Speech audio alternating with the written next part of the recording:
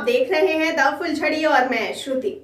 रबड़ विधेयक के मसौदे में क्षेत्र में कारोबार सुगमता को प्रोत्साहन देने के लिए कई प्रस्ताव किए गए हैं।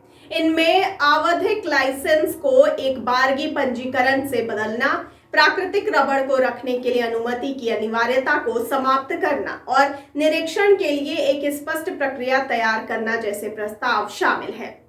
आपको बताते चलें कि वाणिज्य मंत्रालय ने दशकों पुराने बेकार पड़ चुके कानूनों को समाप्त करने और नया अधिनियम लाने का प्रस्ताव रखा है। यह नया कानून क्षेत्र के समक्ष आ रही चुनौतियों को हल करेगा और साथ ही मौजूदा कानून के पुराने प्रावधानों को समाप्त करेगा, जिससे कारोबार क्षेत्र के लिए एक अनुकूल माहौल बनाया जा सकेगा। आपको बताते चले कि मंत्रालय ने रबड़ संवर्धन एवं विकास विधेयक 2022 का मसौदा अपनी वेबसाइट पर डाला है और इस पर अंशधारकों के विचार और सुझाव आमंत्रित किए हैं। वाणिज्य विभाग ने कार्यालय ज्ञापन में कहा है कि वह रबड़ अधिनियम सन 1947 को समाप्त करने और नया कानून लाने का प्रस्ताव कर रहा है। आपको बताते चले कि रबड़ कानून को समाप्त करने के प्रस्ताव पर विधेयक के मसौदे में कहा गया है कि हाल के वर्षों में औद्योगिक और आर्थिक परिदृश्य में व्यापक बदलाव हुआ है, विशेष रूप से रबड़ और संबंधित क्षेत्रों के विकास के संदर्भ में।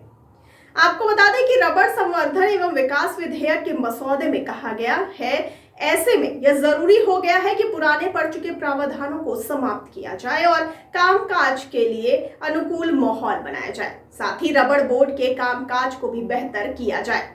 एक अधिकारी ने इस दौरान बताया कि रबड़ कानून सन 1947 उस समय लागू किया गया था जबकि प्राकृतिक रबड़ यानी एनआर का कुल उत्पादन 22,500 टन और बुवाई क्षेत्र 75,000 हेक्टेयर था। आज एनआर का सालाना उत्पादन 8 लाख टन और खेती का क्षेत्रफल 8,25,000 हेक्टेयर पर पहुंच गया है। आपको बता दें कि एनआर एक ऐसा कच्चा माल है जिसका इस्तेमाल दुनिया भर में करीब 40,000 उत्पादों में होता है। भारत उन चुनिंदा देशों में है जो एनआर का उत्पादन और उपभोग भारी मात्रा में करते हैं। चालू वित्त वर्ष में दिसंबर 2021 तक भारत का एनआर का आयात और निर्यात क्रमशः 4,07,930 टन और 2,939 टन था। आपको बता दें कि इस अवधि में इसका उत्पादन 5,60,000 टन और उपभोग 9,17,000 टन था। वित्त वर्ष 2020-21 में देश का प्राकृतिक रबड़ का आयात और निर्यात क्रमशः 4,10,478 टन और 11,343 टन था। इस दौरान इसका उत्पादन 7,15,000 टन और उपभोग 10,96,410 टन था।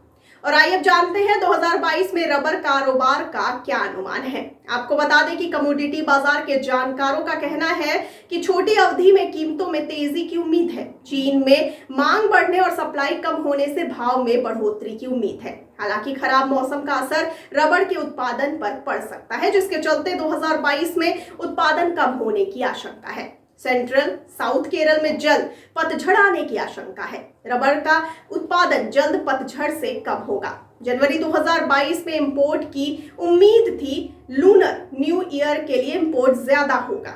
जनवरी में 5 लाख टन रबड़ का इंपोर्ट हुआ है।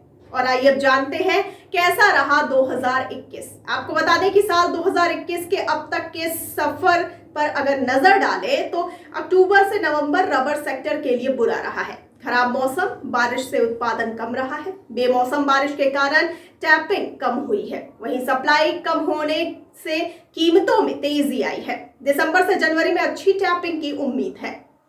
आपको बताते चलें कि इस बीच 10 सालों की ऊंचाई पर एग्री कमोडिटीज इंडेक्स पहुंचा है। 2021 में एथेनॉल में अब तक इस साल 126% की तेजी देखने को मिली, जबकि ओट्स में 96%, कॉफी में 80%, कनोला में 60%, कॉटन में 40%, मक्का में 25%, चीनी में 24% और धान में 15% का रिटर्न दिया गया है। तो आपको इस पूरी जानकारी को लेकर के क्या कहना है, आपकी क्या राय है, हमें कमेंट सेक्शन में कमेंट करके जरूर बताइए। और साथ ही साथ हमारे चैनल को लाइक, सब्सक्राइब और शेयर करना बिल्कुल न भूलिए। और मुझे दीजिए इजाजत, लेकिन आप बने रहिए द फुलझड़ी के साथ। धन्यवाद।